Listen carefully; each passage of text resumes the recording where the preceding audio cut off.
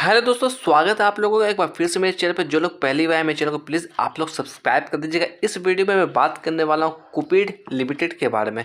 अगर बात करें कुपीड लिमिटेड के प्रोडक्ट को लेकर, तो इसकी जो प्रोडक्ट्स होती है पर्सनल केयर से जुड़ी प्रोडक्ट्स होती है।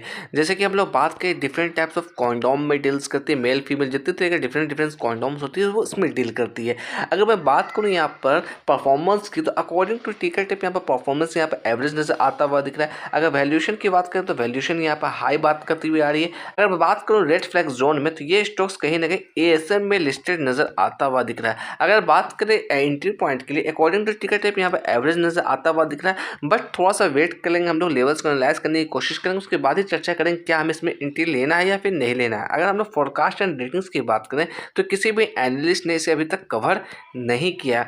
ये एक स्मॉल कैप की कंपनी। अगर मैं बात करूँ इसके क्वार्टर्स के नतीजे को लेकर, तो क्वार्टर्स के नतीजे इसके शानदार रहे। अगर हम लोग बात करें ईयर ऑन ईयर बेसिस पे सेल्स में, तो लगातार सेल्स इसकी बढ़ती हुई आ रही है। क्वार्टर ऑन क्वार्टर बेसिस पे कंपेयर करें तो यहाँ पर सेल्स बढ़ता हुआ दिख रहा है। नेट प्रॉफिट की बात करें तो नेट प्रॉफिट भी यहाँ पर बढ़ता हुआ दिख रहा है, ईयर ऑन ईयर बेसिस पे भी, क्वार्टर एंड क्वार्टर बेसिस पे भी। जहाँ पे इसके सेल्स बढ़ रहे हैं वहाँ पे इसके जो एक्सपेंस है यानी कि खर्च है वो भी लगातार बढ़ती हुई दिख रही है। ओवरऑल हम लोग बात करें तो क्वार्टर्स के नतीजे शानदार रहे हैं, मगर इसमें कहीं ना कहीं वॉल्यूम में हमें लगातार कमी हमें देखने को मिल रही है। अगर हम लोग बात करें यहाँ पे शेयर होल्डिंग पैटर्न्स को लेकर, तो आप देखिएगा म्यूचुअल फंड के पास एक भी शेयर यहाँ पर नहीं है। बड़े प्लेयर जो हमारे डीआईज हैं उनके पास एक भी शेयर यहाँ पर नहीं है। प्रमोटर्स के पास 45% की हिस्सेदारी है। रिटेलर्स की बात करें तो 51% की हिस्सेदारी यहाँ पर रिटेलर्स के हैं। तो मेजोरिटी ऑफ द शेयर्स कहीं ना कहीं रिटेलर्स के पास है।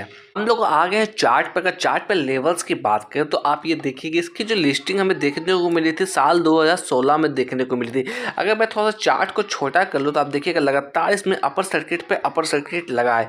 ये आप देख रहे हो यहाँ पर अपर सर्किट लगा है, यहाँ पर बात करें अपर सर्किट लगा है, तो लगातार इस स्टॉक्स में कहीं ना कहीं अपर सर्किट ज़्यादा लगता हुआ आ रहा है। अगर मैं बात करूँ इसके अंदर कुछ इंपॉर्टेंट चीज़ों को लेकर, तो हम लोग अप्रैल की बात करें, अप्रैल 2024 में, तो अप्रैल 2024 के इसके अंदर यहाँ पर बोनस देखने को मिला था 1:1 के फेस वैल्यू के हिसाब से, और इसके पहले भी ये बोनस ऑलरेडी दे चुकी है। अगर यहाँ पर बात करें तो इसने हाई बनाया था लगभग 135-140 के आसपास। उसके बाद यहाँ पर बोनस देखने को मिला, फिर कहीं ना कहीं प्राइस में हमें ब्रेकआउट देखने को मिली है। अगर बात करूँ करंट सिनारियो में, तो 82 रुपीज़ के लेवल के आसपास ट्रेड करता हुआ दिख रहा है, जो कि हमारा 50 डेज का मूविंग एवरेज भी आता हुआ दिख रहा है। तो ठीक अपने 50 डेज के मूविंग एवरेज के ऊपर ही ट्रेड करता हुआ दिख रहा है। यहाँ पर जिस तरह का सिनारियो बनती हुई नजर आ रही है, तो मे भी यहाँ से हल्की फुल्की और करेक्शन इस स्टॉक्स में आती हुई दिख सकती है हमें। अगर मैं बात करूँ फ्रेश खरीदारी के लिए, सिंपली थोड़ा सा अवॉइड करिए, क्योंकि जिस तरह आपने देखा आज बाजार में पैनिक वाली सिचुएशन देखने को मिली है, जहाँ पर इजराइल और ईरान को लेकर वार वाली सिचुएशन बनती हुई दिखी, वहाँ पर बाजार में कहीं ना कहीं गिरावट हमें देखने को मिली। तो थोड़ा सा वेट कर लीजिए, आपको जल्दबाजी में यहाँ पे डिसीजन नहीं लेना है। अगर मैं बात करूँ लेवल्स थोड़ा और नीचे आती है और यहाँ से करेक्शन दिखाती है, तो फिर एक अच्छी गोल्डन बाइंग अपॉर्चुनिटी बन सकती है हमारे लिए। अदरवाइज अभी फिलहाल के लिए आप इग्नोर करके चलिए इसे। अगर लेवल्स पे हम लोग बात करें, किसी ने ऊपर के लेवल्स पे बाई किया होगा, इस एरिया के आसपास कहीं पे बाई किया होगा, तो वो अपने कैपिटल के हिसाब से यहाँ पे डिसीजन लीजिएगा। मैं किसी भी तरह का बाय और सेल का यहाँ पे रिकमेंडेशन आपको नहीं दे रहा हूँ, बट कहीं ना कहीं करेक्शन और दिखाती है तो बाय एंड डिप हम लोग यहाँ पर कर सकते हैं। अगर समय में थोड़ा पीछे और जाकर हम लोग बात करें तो ये देखिएगा लगभग साल 2022-23 में इसमें उस तरह की तेजी यहाँ पर नहीं देखने को मिली थी, मगर 2024 के आसपास इसमें लगातार तेजी इसमें देखने को मिल रही है।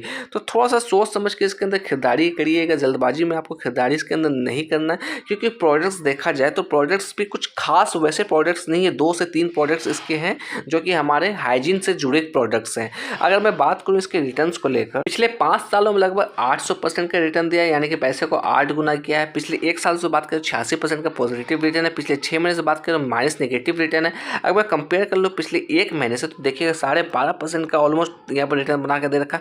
पिछले 1 हफ्ते से लगातार ये स्टॉक्स कहीं ना कहीं गिरता हुआ आ रहा है। साल 2023 में इसने 3 रुपये का डिविडेंड दिया था, वहाँ पर बात करें 2022 में तो वहाँ पर 2 रुपये का डिविडेंड दिया था। 2021 की बात करें तो वहाँ पर 2 बार इसने डिविडेंड दिया था। साल 2022 में भी इसने 2 बार डिविडेंड दिया था। अगर मैं बोनस की बात करूँ तो जैसा मैंने आपको बता दिया, 4 अप्रैल 2024 को 1:1 के रेशियो में बोनस दिया था, और 11 अक्टूबर 2018 को इससे पहले इसने बोनस दे रखा था। जाते जाते मैं कहना चाहूँगा, जो भी मेरे चैनल पर पहली बार है प्लीज़ मेरे चैनल को आप लोग सब्सक्राइब कर दीजिएगा। इसके अंदर सोच समझ के खरीदारी करिएगा। जल्दबाजी में आपको खरीदारी करने की कोई ज़रूरत नहीं है, क्योंकि बाजार की सिचुएशन को देखिएगा, कहीं ना कहीं बाजार पैनिक वाली सिचुएशन में अभी चलता हुआ दिख रहा है।